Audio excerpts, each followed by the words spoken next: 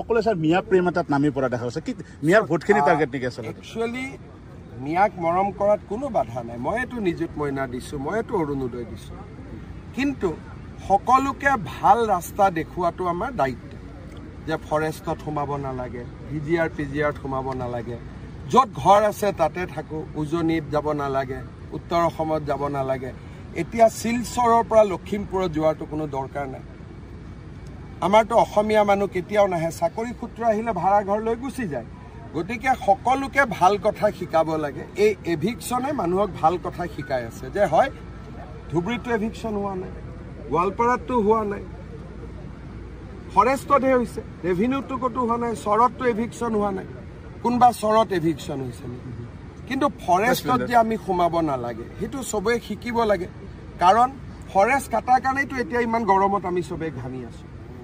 অকল ময়ে ঘামা নাই মিয়া মানুহতো ঘামি আছে সেইকাৰণে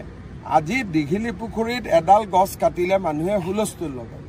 কিন্তু হাজাৰ হাজাৰ বিঘা ফৰেষ্টত গছ কাটি দিছে কোনেও হুলস্থুল নকৰে ফৰেষ্টত জনজাতীয় লোকক আৰু 3টা জেনেৰেশ্যন থকা লোকক বাদ দি